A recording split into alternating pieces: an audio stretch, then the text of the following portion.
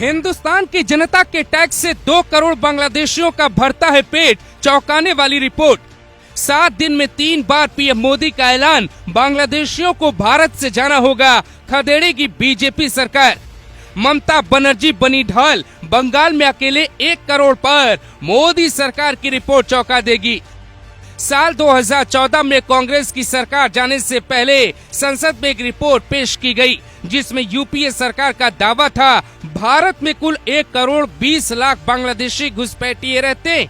इस रिपोर्ट में पाकिस्तान या फिर रोहिंग्याओं का जिक्र नहीं था। ठीक 2 साल बाद यानी साल 2016 में मोदी सरकार ने संसद में ताजा आंकड़ा पेश किया। करीब 2 करोड़ रोहिंग्या बांग्लादेशी भारत में छिपे। ये आबादी ऑस्ट्रेलिया की आबादी से कहीं ज्यादा है। बीजेपी पिछले 11 सालों से सत्ता में है, ये संख्या लगातार बढ़ रही। रिपोर्ट पुरानी, नई रिपोर्ट आई तो ये संख्या 3 करोड़ पार हो सकती। ममता बनर्जी बांग्लादेशियों के लिए ढाल बनी और वहाँ संख्या दिन रात बढ़ती चली गई। क्या है पीएम मोदी का डेमोग्राफी मिशन? सरकारी रिपोर्ट के मुताबिक 57 लाख बांग्लादेशी अकेले ममता बनर्जी के राज्य बंगाल में रहते। वो वोट करते, राशन का फायदा उठाते, कईयों को तो पीएम आवास योजना भी मिले। दूसरे नंबर पे हिमंता का राज्य असम है, जहां 50 लाख अवैध बांग्लादेशी छिप कर बैठे। 2014 तक 17 राज्यों में कुल 1 करोड़ 20 लाख 53 हजार बांग्लादेशियों की सूचना सरकार के पास थी। 2016 में ये संख्या बढ़कर 2 करोड़ हो जाती। गहन जांच हुई तो ये संख्या 3 से 5 करोड़ के पार हो सकती है। बांग्लादेशियों को क्यों बाहर करना चाहिए, जरा ये रिपोर्ट देखिए। अंग्रेजी अखबार लिखता है कि बिहार के भागलपुर में 2 पाकिस्तानी महिलाओं की जानकारी चुनाव आयोग के एसआईआर से मिली। दोनों 3-3 महीने के वीजा पर आई, लेकिन सालों से हिंदुस्तान में रहती।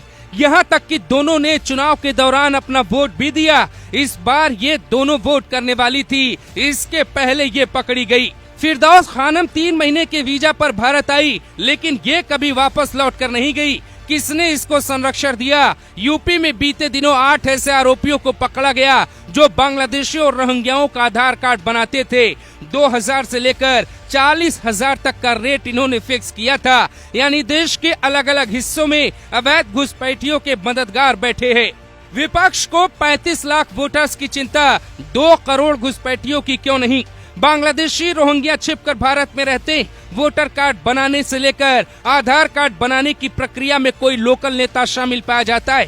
किसी पार्टी के संरक्षण पे कागज तैयार किए जाते, इसके बाद इनका वोट लिया जाता है, सभी सरकारी सुविधाएं दी जाती। यहाँ तक कि सरकारी नौकरी से लेकर प्राइवेट नौकरी तक से इन्हें पकड़ा जाता है। कई घटनाएं हिंसा, पत्थरबाजी में बांग्लादेशियों और रोहिंग्याओं के नाम शामिल पाए जाते।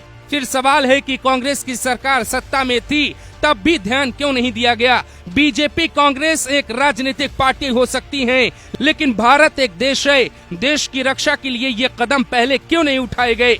आखिर वो कौन है जो इन सभी को बचाना चाहता है? पीएम मोदी के ऐलान के बाद छिप के रह रहे बांग्लादेशी और रोहिंग्याओं की नींद उड़ी है। इनको संरक्षण देकर सत्ता तक पहुंचने वाली ममता बनर्जी जैसे नेताओं की बेचैनी बढ़ी है। सच क्या है आपके सामने है।